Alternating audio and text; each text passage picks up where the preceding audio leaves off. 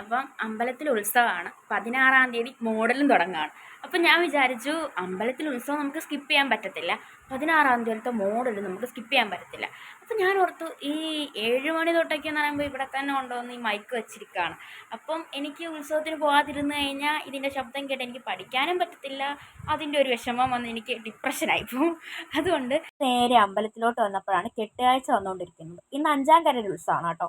അപ്പം നാളെ 6-7-ക്കാണ് അടിപൊളിയായിട്ട് നടത്തുന്നത്. 5-ാം കര അത്ര മോശമൊന്നുമല്ല, എന്നാൽ ഇതിനേക്കാളും ഗംഭീരം 6-7-ഒക്കെയാണ്. അങ്ങനെ ഉത്സവമൊക്കെ കെട്ടുകാഴ്ചയൊക്കെ കണ്ടതിന് ശേഷം ഞങ്ങൾ ഗാനമേള കാണാൻ ചെന്നു. ഇത് ഗാനമേള ഒന്നുമല്ല കേട്ടോ, DJ പരിപാടിയാണ്. ഗാനമേള എന്നൊക്കെ നോട്ടീസിൽ കൊടുക്കും.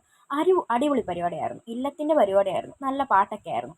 ആ മഞ്ഞ ഷർട്ടിട്ട ചേട്ടൻ്റെ, നൂറെന്നാണ് ചേട്ടൻ്റെ പേര്, ചേട്ടൻ്റെ എനർജിയാണ് അടിപൊളി. ആ തുടങ്ങിയിടം തൊട്ട് ചേട്ടൻ ചാടാൻ തുടങ്ങിയതാണ്. ആ ചേട്ടൻ കാരണമാണെന്ന് തോന്നി പരിപാടി നല്ല ഗംഭീരമായിട്ട് നടക്കുന്നത്. കാരണം അത്രയ്ക്കും എനർജിയാണ് ആ ചേട്ടന്.